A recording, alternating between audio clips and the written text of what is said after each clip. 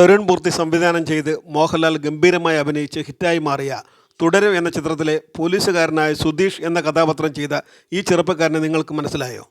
നമ്മുടെ അഭിനയ പ്രതിഭ ഫഹദ് ഫാസിലിൻ്റെ അനിയൻ ഫർഹാൻ ഫാസിലാണ് ഈ യുവനടൻ. അതായത് സംവിധായകൻ ഫാസിലിൻ്റെ രണ്ടാമത്തെ മകൻ. സുധീഷ് എന്ന ഈ ക്യാരക്ടർ ശ്രദ്ധിച്ചാൽ നമുക്കൊരു കാര്യം മനസ്സിലാക്കാൻ കഴിയും. അയാൾ മനസ്സുകൊണ്ട് മോഹൻലാലിൻ്റെ കഥാപാത്രമായ ബെൻസിൻ്റെ കൂടെയാണ്. പക്ഷേ പ്രാക്ടിക്കൽ സൈഡ് നോക്കുമ്പോൾ പോലീസുകാരെ ശത്രുക്കളാക്കാനും കഴിയില്ല. സുധീഷിന് അച്ഛനും പെങ്ങളുമൊക്കെ അടങ്ങിയ ഒരു കുടുംബമുണ്ട്. അവരെ സംരക്ഷിക്കണം. ഇത് കൺവേ ചെയ്യാൻ പുള്ളിക്ക് ഡയലോഗുകളൊന്നുമില്ല. എന്നാൽ ഇത് അറിയിക്കേണ്ടത് ബോഡി ലാംഗ്വേജും എക്സ്പ്രഷനും വെച്ചിട്ടാണ്. വെല്ലുവിളിയാർന്ന ഈ ക്യാരക്ടർ വളരെ നന്നായി തന്നെയാണ് ഫർഹാൻ ചെയ്തു വെച്ചിരിക്കുന്നത്. പടം മുഴുവൻ എടുത്തു നോക്കിയാലും ഫർഹാന് ഡയലോഗ് വളരെ കുറവേ ഉള്ളൂ.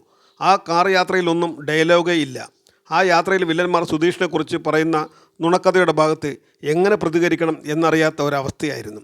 അതുപോലെ മോഹൻലാൽ സുധീഷിൻ്റെ വിരലൊടിക്കുമ്പോൾ സുധീഷിൻ്റെ കണ്ണുകളുടെ ഒരു ക്ലോസ് ഷോട്ട് കാണിക്കും. പിന്നെ മോഹൻലാലിൻ്റെ കണ്ണിൻ്റെ ഒരു ക്ലോസ് ഷോട്ടും. എൻ്റെ കണ്ണ് കണ്ടിട്ടാണ് തരുൺ എന്നെ ഈ സിനിമയിലേക്ക് കാസ്റ്റ് ചെയ്തതെന്ന് പറഞ്ഞിരുന്നു. ഫഹദ് ഫാസിലിൻ്റെ കണ്ണാണ് നിനക്ക് എന്നും തരുൺ പറഞ്ഞു. ഫഹദിൻ്റെ കണ്ണ് മാത്രമേ ഉള്ളൂ, എനിക്ക് അഭിനയിക്കാൻ കഴിയില്ല, അതും ഓർത്തോണമെന്നും ഫർഹാനും പറഞ്ഞിരുന്നു. തുടരും സിനിമ കണ്ട് സഹോദരൻ ഫഹദ് ഫാസിൽ തന്നോട് ആദ്യമായാണ് അഭിനന്ദനം അറിയിക്കുന്നത്. നീ നന്നായി ചെയ്തിട്ടുണ്ട്, ആ സട്ടിലിറ്റിയൊക്കെ നന്നായി പിടിച്ചിട്ടുണ്ട്, ത്രൂ ഔട്ട് അത് മെയിൻറ്റെയിൻ ചെയ്യാൻ നിനക്ക് പറ്റിയിട്ടുണ്ട് എന്നൊക്കെ പറഞ്ഞു.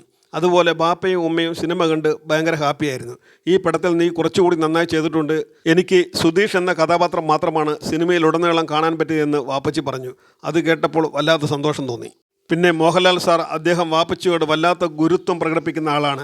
ലാലേട്ടൻ്റെ മിക്ക മേജർ റിലീസുകൾ വരുമ്പോഴും, ഉദാഹരണം ലൂസിഫർ, പുലിമുരുകൻ, ബറോസ്, ഇതിൻ്റെയൊക്കെ തലേദിവസം വാപ്പയെ കാണാൻ വന്നിരുന്നു.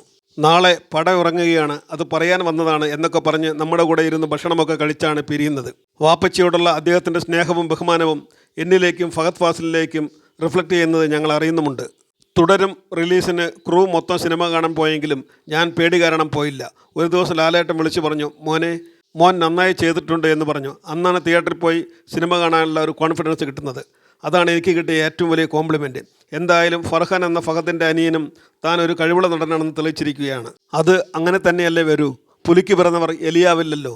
ഫർഹാൻ്റെ ഉള്ളിലെ അഭിനയത്തിൻ്റെ അഗ്നി ആളിക്കത്താൻ പാകത്തിലുള്ള നല്ല നല്ല കഥാപാത്രങ്ങൾ അയാൾക്ക് ലഭിക്കട്ടെ എന്ന് GPS മീഡിയ ആത്മാർത്ഥമായും ആശംസിച്ചുകൊള്ളുന്നു.